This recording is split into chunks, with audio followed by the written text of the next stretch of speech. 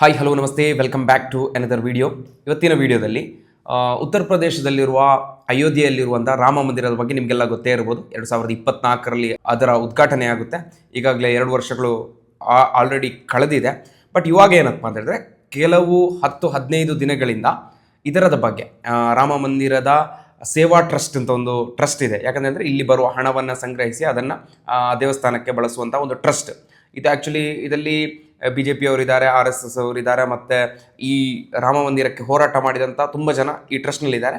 ಕಳೆದ 15 ದಿನಗಳಿಂದ ಈ ಟ್ರಸ್ಟ್ನ ಮೇಲೆ ಬಹಳ ಗಂಭೀರವಾದಂತಹ ಒಂದು ಆರೋಪ ಇದೆ. ಏನಪ್ಪ ಅಂತ ಹೇಳಿದ್ರೆ 200 ಕೋಟಿ ರೂಪಾಯಿಯ ಹಗರಣ ನಡೆದಿದೆ, ಲೂಟಿ ನಡೆದಿದೆ ಅಂತೇಳಿ ಇದರ ಮೇಲೆ ಒಂದು ಆರೋಪ ಬಂದಿತ್ತು. ಈ ಆರೋಪವನ್ನು ಯಾರು ಎಕ್ಸೆಪ್ಟ್ ಮಾಡಿಲ್ಲ, ತಳ್ಳಲ್ಪಟ್ಟಿತ್ತು. ಯಾಕಂತ ಹೇಳಿದ್ರೆ ಉತ್ತರ ಪ್ರದೇಶದ DCM ಅವರು ಇದು ಸುಳ್ಳು ಅಪಪ್ರಚಾರ ಮಾಡ್ತಿದ್ದಾರೆ ಅಂತೇಳಿ ಮಾಡಿದರು. ಮತ್ತು ಅದಾದ ನಂತರ ಟ್ರಸ್ಟ್ ಅವರು ಕೂಡ ಇದನ್ನು ತಳ್ಳಿ ಹಾಕಿದರು, ಇಂಥ ವಿಷಯನೇ ಇಲ್ಲ ಅಂತೇಳಿ.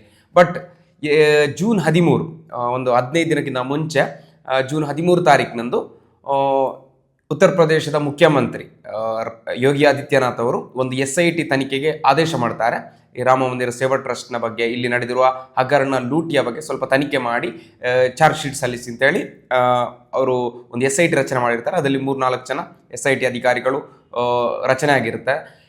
10 ದಿನದ ನಂತರ SIT ರಚನೆಯಾಗಿ 10 ದಿನದ ನಂತರ ಒಂದು ಪ್ರಾಥಮಿಕ ವರದಿಯನ್ನು ಇವರು SIT ಅವರು ತನಿಖೆ ಮಾಡಿ ಗೌರ್ಮೆಂಟಿಗೆ ಸಲ್ಲಿಸಿದ್ದಾರೆ. ಬಟ್ ಅದನ್ನು ಜನರಿಗೆ ಅದನ್ನು ಅವೈಲೇಬಲ್ ಮಾಡಿಲ್ಲ. ಇನ್ನೂ 10 ದಿನಗಳಲ್ಲಿ ಅದು ಜನರಿಗೆ, ನಮಗೆ ನ್ಯೂಸಲ್ಲೆಲ್ಲ ಬರುತ್ತೆ.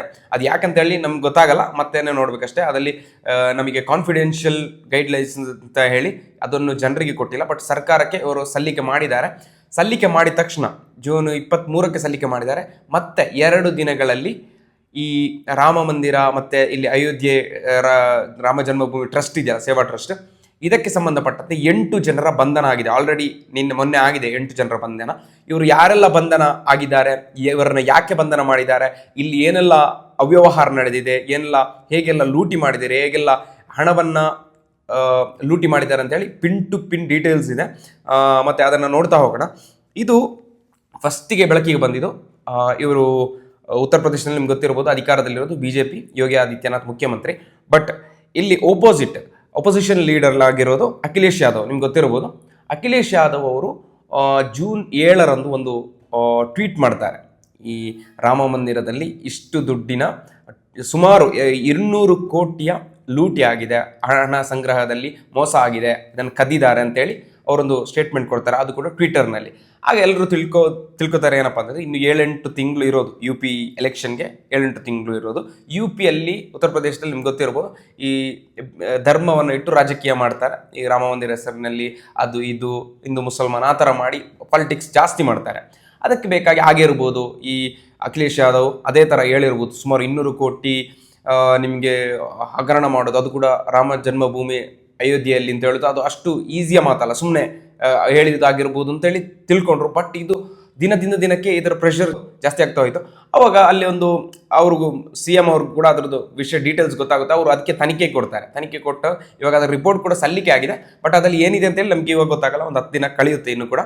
ಬಟ್ ಇಲ್ಲಿ ಈಗಾಗಲೇ 8 ಜನರನ್ನ ಅರೆಸ್ಟ್ ಮಾಡಬೇಕಾದ್ರೆ ಅದರಲ್ಲಿ ಏನೋ ಒಂದು ಲೋಪದೋಷಗಳು ನಡೆದಿದೆ, ಅದನ್ನೆಲ್ಲ ಹೇಳಿದ್ದಾರೆ. ಇಲ್ಲಿ ಪಿನ್ ಟು ಪಿನ್ ಡೀಟೇಲ್ಸ್ ಇದೆ, ಅದನ್ನು ನೋಡ್ತಾ ಹೋಗೋಣ. ಓಕೆ, ಇದು ಇವಾಗ ನಿಮಗೆ ಹೇಳಿದ ಎಷ್ಟು ಅಮೌಂಟು ಅಲ್ಲಿ ಲೂಟಿ ಮಾಡಿದ್ದಾರೆ, ಎಷ್ಟು ಕದಿದ್ದಾರೆ ಅಂತೇಳಿ ಯಾರಿಗೂ ಗೊತ್ತಿಲ್ಲ ಎಕ್ಸಾಕ್ಟ್ ಅಮೌಂಟು.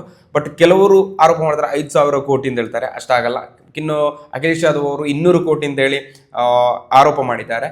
ಮತ್ತು ಇನ್ನು 7-8 ಕೋಟಿ ಹಣ ದೇಣಿಗೆ ಎಣಿಕೆಯಲ್ಲಿ ಮಿಸ್ಯೂಸ್ ಮಾಡಿದ್ದಾರೆ ಅಂತೇಳಿ ಆರೋಪ ಇದೆ. ಇದನ್ನು ನೋಡ್ತಾ ಹೋಗೋಣ. ಇದು ಬೆಳಕಿಗೆ ಬಂದಿದ್ದು ಹೇಗೆ ಅಂತೇಳಿ ನೋಡೋಣ. ಇವಾಗ ಕದ್ದಿದ್ದಾರೆ ಅಂತೇಳಿ ಗೊತ್ತಾಗೋದು ಹೇಗೆ? ಯಾರಾದರೂ ಕಂಪ್ಲೇಂಟ್ ಕೊಟ್ಟರೆ ಮಾತ್ರ ತಾನೇ ಗೊತ್ತಾಗೋದು. ಬಟ್ ಇಲ್ಲಿ ಯಾರು ಕಂಪ್ಲೇಂಟೇ ಕೊಟ್ಟಿಲ್ಲ. ಆದರೆ ಇದು ಹೇಗೆ ಗೊತ್ತಾಯಿತು ಅಂತೇಳಿ ನೋಡೋಣ. ಸಿಂಧಿ ಜನಾಂಗದ ಜನರು ಒಂದು 7-8 ಕೋಟಿಯ ಬೆಳ್ಳಿಯ ಇಟ್ಟಿಗೆಗಳನ್ನು ಕೊಟ್ಟಿರ್ತಾರೆ. ಯಾವುದಕ್ಕೆ? ರಾಮ ಮಂದಿರಕ್ಕೆ. ಇದಕ್ಕೆ ಇವರಿಗೆ ರಿಸಿಪ್ಟ್ ಸಿಕ್ಕಿರಲ್ಲ. ಆದರೆ ಒಂದು ವರ್ಷ ಕಳೆದು, 1.5 ವರ್ಷ ಕಳೆದ್ರು ಇದು ರಿಸಿಪ್ಟ್ ಸಿಕ್ಕಿರಲ್ಲ. ಬಟ್ ಅವ್ರು ಹೋಗಿ ಕೇಳ್ತಾರೆ, ನಾವು ಇದನ್ನು ಕೊಟ್ಟಿದ್ದೇವೆ, ಇದು ಯೂಸ್ ಆಗಿದೆಯಾ, ಇದರ ರಿಸಿಪ್ಟ್ ಎಲ್ಲಿದೆ ಅಂತ ಕೇಳ್ತಾರೆ. ಅದೊಂದಾಯ್ತಾ. ಎರಡನೇದು, ಇನ್ನೊಬ್ರು ಯಾರೋ 1.5 ಕೋಟಿದು ಡೊನೇಷನ್ ಮಾಡಿರ್ತಾರೆ, ಅದರ ರಿಸಿಪ್ಟ್ ಕೂಡ ಅವರಿಗೆ ಸಿಕ್ಕಿರಲ್ಲ. ಅವರು ಕೂಡ ಒಮ್ಮೆ ಹೋಗಿ ಕೇಳಿರ್ತಾರೆ, ನಮಗೆ ರಿಸಿಪ್ಟ್ ಸಿಕ್ಕಿಲ್ಲ, ಈ ಹಣ ಯೂಸ್ ಆಗಿದೆಯಾ ಇಲ್ವಾ ಅಂತ. ಅದಾಯ್ತು 2. ಅಂದರೆ ಈ ಟ್ರಸ್ಟ್ನಲ್ಲಿ ಕೆಲಸ ಮಾಡಿರ್ತಕ್ಕಂತಹ ಜನರಿಗೆ ಸಂಬಳ ಕೇವಲ 20,000-25,000 ಸಾವಿರ ಇರುತ್ತೆ. ಈ ಟ್ರಸ್ಟ್ನಲ್ಲಿ ಕೆಲಸದವ್ರು ಇರ್ತಾರಲ್ಲ, ಅದನ್ನು ನೋಡ್ಕೊಳ್ಳೋರು, ಮ್ಯಾನೇಜ್ ಮಾಡ್ಕೊಳ್ಳೋರು, ಇವರಿಗೆ ಕೇವಲ 20,000-25,000 ಸಂಬಳ ಇರುತ್ತೆ. ಬಟ್ ಇವರು ಕಳೆದ 1 ವರ್ಷದಿಂದ ಒಬ್ರು 10 ಕೋಟಿಯ ಇನ್ವೆಸ್ಟ್ಮೆಂಟ್ ಮಾಡಕ್ಕೆ, ಜಮೀನ್ ಖರೀದಿ ಮಾಡಕ್ಕೆ ನೋಡಿದ್ದಾರೆ, ಅದು ಒಂದು ವಿಷಯ ವೈರಲ್ ಆಗಿದೆ. ಇನ್ನೊಬ್ರು 1.5 ಕೋಟಿಯ ಮನೆ ಕಟ್ಟಿದ್ದಾರೆ, ಇನ್ನೊಬ್ರು ಒಂದು 5-6 ಕೋಟಿಯ ಮನೆ ಕಟ್ಟೋದಕ್ಕೆ ರೆಡಿ ಆಗಿದ್ದಾರೆ ಅಂತೇಳಿ ನ್ಯೂಸ್ ತುಂಬ ವೈರಲ್ ಆಗುತ್ತೆ. ಇವಾಗ ಪಾಸಿಟಿವ್ ನ್ಯೂಸ್ಗಿಂತ ನೆಗೆಟಿವ್ ನ್ಯೂಸ್ಗಳು ಬೇಗ ವೈರಲ್ ಆಗುತ್ತೆ. ಇವಾಗ ಈ ನೆಗೆಟಿವ್ ನ್ಯೂಸ್ ಯಾವಾಗ ವೈರಲ್ ಆಗುತ್ತೆ, ಜನರಿಗೆಲ್ಲ ಕ್ವಶನ್ ಮಾಡಲಿಕ್ಕೆ ಶುರು ಆಗ್ತಾರೆ. ಮಾಡಿದಾಗ ಇದು ಗೌರ್ಮೆಂಟಿಗೆ ಕೂಡ ಡೈರೆಕ್ಟ್ ಆಗಿ ರೀಚ್ ಆಗುತ್ತೆ. ಯಾಕಂದ್ರೆ ತುಂಬ ಸೆನ್ಸಿಟಿವ್ ಮ್ಯಾಟ್ರ್ ಇದು, ರಾಮ ಮಂದಿರ ಅಂದರೆ ತುಂಬ ಸೆನ್ಸಿಟಿವ್ ಮ್ಯಾಟ್ರ್. ಅದಕ್ಕೆ ಅದು CM ಅವರ ಕಿವಿ ಕೂಡ ಬೀಳುತ್ತೆ. ಅದಕ್ಕೆ ಅವರು ತನಿಖೆ ಕೊಡ್ತಾರೆ. ತನಿಖೆ ಕೊಟ್ಟಾದ ತಕ್ಷಣ ಇಂಥ ನ್ಯೂಸ್ಗಳು ಬಂದಾಗ ಆಟೋಮೆಟಿಕ್ ಆಗಿ ಗೌರ್ಮೆಂಟಿಂದ ರೈಡ್ ನಡೆಯುತ್ತೆ. ಈ ಕೆಲಸ ಮಾಡ್ತಿರ್ತಾರಲ್ಲ ಇವರ ಮನೆಗೆ ರೈಡ್ ಮಾಡ್ತಾರೆ. ಆವಾಗ ತಕ್ಷಣ ಒಬ್ಬರ ಮನೆಯಲ್ಲಿ 10 ಲಕ್ಷ ಕ್ಯಾಶ್ ಸಿಗುತ್ತೆ, ಇನ್ನೊಬ್ಬರ ಮನೆಯಲ್ಲಿ 5 ಲಕ್ಷ ಕ್ಯಾಶ್ ಸಿಗುತ್ತೆ. ಈ ಥರ ತುಂಬ ದುಡ್ಡು ಸಿಗುತ್ತೆ. ಅದು ಇವರಿಗೆ ಆಗುತ್ತೆ, ಕನ್ಫರ್ಮ್ ಆಗುತ್ತೆ. ಯಾಕಂದರೆ ಇವರಿಗೆ 20-25 ಸಾವಿರ ಸಂಬಳ ಇರೋದು, ಲಕ್ಷ ಕ್ಯಾಶ್ ಹೇಗಿದೆ, ಇದರಲ್ಲಿ ಯಾರೆಲ್ಲ ಇನ್ವಾಲ್ವ್ಮೆಂಟ್ ಇದ್ದಾರೆ ಅಂತೇಳಿ ಇವ್ರಿಗೆ ಆಲ್ರೆಡಿ ಡೌಟ್ ಆಗುತ್ತೆ. ಮತ್ತೆ ತನಿಖೆಗೆ ಶುರು ಆಗುತ್ತೆ. ಈ ಹಣ ಲೂಟಿ ಮಾಡಿದವರಲ್ಲಿ ಯಾರಲ್ಲ ಅಂತೇಳಿ ನೋಡೋಣ. ಅವರ ಹೆಸರು ಓದ್ತಾ ಬರೋಣ. 8 ಜನ ಇದ್ದಾರೆ. ಅವಿನಾಶ್ ಶುಕ್ಲಾ ಅಂತ, ಅನುಕುಲ್ ಮಿಶ್ರಾ ಅಂತ, ಲವಕುಶ್ ಮಿಶ್ರಾ, ಮನೀಶ್ ಕುಮಾರ್ ಯಾದವ್, ಕರುಣೇಶ್ ಪಾಂಡೆ, ರಾಮಶಂಕರ್ ಮಿಶ್ರಾ, ಸುಭಾಷ್ ಶ್ರೀವಾಸ್ತವ, ಟಿನ್ನು ಯಾದವ್ ಮೈನ್, ಇದರ ಕಿಂಗ್ ಪಿನ್, ಇದರ ಈ ನೆಟ್ವರ್ಕ್ ಇದೆಲ್ಲ ಮೈನ್ ಲೀಡರ್ ಇವನು ಟಿನ್ನು ಯಾದವ್ ಅಂತೇಳಿ. ಇವಾಗ ಅಷ್ಟು ಮಾತ್ರ ಹೆಸರು ಬಂದಿದೆ. ಈ SIT ಅಲ್ಲಿ ಎಲ್ಲ ಇವರು ಬಂದಿದೆ. ಇವ್ರದ್ದು ಅರೆಸ್ಟ್ ಕೂಡ ಆಗಿದೆ, ಇವರ ಮೇಲೆ FIR ಕೂಡ ಆಗಿದೆ, 2-3 ಕೇಸ್ಗಳು ಕೂಡ ಹಾಕಿದ್ದಾರೆ. ಮತ್ತೆ ಇದರಲ್ಲಿ ಪ್ರಧಾನ ಕಾರ್ಯದರ್ಶಿ ಇದ್ದಾರೆ ಈ ರಾಮ ಜನ್ಮಭೂಮಿ ಸೇವಾ ಟ್ರಸ್ಟ್. ಇದು ಚಂಪತ್ ರೈ ಅಂತ ಇದ್ದಾರೆ. ಇನ್ನೊಬ್ಬ ಅನಿಲ್ ಮಿಶ್ರಾ ಅಂತ ಇದ್ದಾರೆ. ಇವರು ಇದರದ್ದು ಕಾರ್ಯದರ್ಶಿಗಳು ಮತ್ತೆ ಮೈನ್ ಅವರು ಟ್ರಸ್ಟಿಗಳು. ಇವರು ಇಬ್ಬರು ಕೂಡ ರಾಜೀನಾಮೆ ಕೂಡ ಕೊಟ್ಟಿದ್ದಾರೆ ಕಳೆದ 2 ದಿನಗಳಿಂದ. ಅದು ಯಾಕಂತಂದ್ರೆ ಅಲ್ಲಿ ಆಗಿರುವ ಅವ್ಯವಹಾರಕ್ಕೆ ತಾವೇ ಹೊಣೆ ಅಂತ ಹೇಳಿ ಒಪ್ಪಿ ರಾಜೀನಾಮೆ ಕೊಟ್ಟಿದ್ದಾರೆ. ಅದು ಕರೆಕ್ಟ್ ಮಾಡಿದ್ದಾರೆ.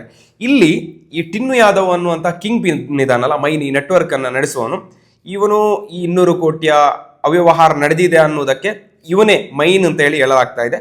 ಬಟ್ ಇವನು ಯಾರು ಅಂತ ಹೇಳಿ ನೋಡ್ಬೇಕಾದ್ರೆ ಇವನು ಈ ಚಂಪತ್ ರೈಯ ಆಪ್ತ ಮಾತ್ರ ಅಲ್ಲದೆ ಮುಂಚೆ ಡ್ರೈವರ್ ಕೂಡ ಆಗಿದೆ. ಇವಾಗ ಆಪ್ತ ಇವನದೇ ಜನ, ಬೇರೆ ಯಾರು ಅಲ್ಲ. ಈಗ ಇವನ ಇನ್ಫ್ಲೂಯೆನ್ಸ್ ಅಲ್ಲೇ ಇದೆಲ್ಲ ಆಗಿರುವುದು ಅಂತೇಳಿ ವಿರೋಧ ಪಕ್ಷಗಳೆಲ್ಲ ವಿರೋಧವನ್ನು ವ್ಯಕ್ತಪಡಿಸ್ತಾ ಇದೆ. ಅವರ ಬಂಧನ ಮಾತ್ರ ಅಲ್ಲ, ಅವರ ಬಾಯಿ ಬಿಡಿಸಿದ್ರೆ ಇದರಲ್ಲಿ ದೊಡ್ಡ ದೊಡ್ಡ ವ್ಯಕ್ತಿಗಳ ಹೆಸರುಗಳು ಬರಬಹುದು ಅಂತ ವಿರೋಧ ಪಕ್ಷಗಳು ಹೇಳ್ತಾ ಇದೆ. ಬಟ್ SIT ಅವರು ಇಷ್ಟು ಜನರ ಹೆಸರನ್ನ ಆ್ಯಡ್ ಮಾಡಿ ಇವ್ರನ್ನ ಬಂಧನ ಮಾಡಿ ಲಾಕ್ ಮಾಡಿದ್ದಾರೆ.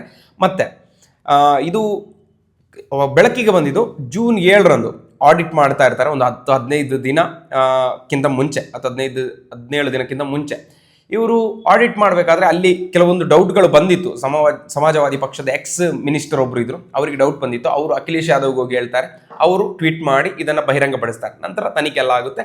ಈ ಥರ ಇವರು ಯಾವ ಥರ ಇಲ್ಲಿ ಅವ್ಯವಹಾರ ನಡೆಸಿದ್ರು ಅಂತ ನೀವು ನೋಡ್ತಾ ಹೋಗೋದಾದ್ರೆ ನೀವು ಕೇಳ್ಬೋದು, ಇಷ್ಟು ದೊಡ್ಡ ಟ್ರಸ್ಟ್, ಇಷ್ಟು ದೊಡ್ಡ ಒಂದು ಸಿಸ್ಟಮ್, ಸೆಕ್ಯೂರಿಟಿ ಎಲ್ಲ ಇರಬೇಕಾದ್ರೆ ಇವರು ಇಷ್ಟೆಲ್ಲ ದುಡ್ಡು ಹೇಗೆ ಕದಿಯೋದು ಅಂತ ನೀವು ಹೇಳ್ಬೋದು. ಇವ್ರು ಏನು ಮಾಡಿದ್ದಾರೆ ಅಂತ ಹೇಳಿದ್ರೆ, ಒಂದು ತುಂಬ ರೀತಿಯಲ್ಲಿ ಅವ್ಯವಹಾರವನ್ನು ಮಾಡಿದ್ದಾರೆ. ಒಂದು CCTV ಕ್ಯಾಮರಾಗಳಿರುತ್ತೆ. ಇವಾಗ ನೀವು ದೇಣಿಗೆ ಹಣವನ್ನು ನೀವೆಲ್ಲ ನಾರ್ಮಲ್ ದೇವಸ್ಥಾನಗಳಲ್ಲೆಲ್ಲ ದೇಣಿಗೆ ಹಣ ಬಂದಿರುತ್ತೆ, ಅದನ್ನು ಒಂದು ಫ್ಲೋರಲ್ಲಿ ಎಲ್ಲ ಓಪನ್ ಫ್ಲೋರಲ್ಲಿ ಎಲ್ಲವನ್ನ ಹಣವನ್ನು ಹಾಕಿ 10 ಕಂತು ಬೇರೆ, 100 ಕಂತು ಬೇರೆ, 500 ಕಂತು ಬೇರೆ ಬೇರೆ ಆಗಿ ಡಿವೈಡ್ ಮಾಡಿ ಅದನ್ನು ರಬ್ಬರ್ ಟೇಪ್ ಹಾಕಿ ಒಂದು ಕಡೆ ಇಡ್ತಾರೆ.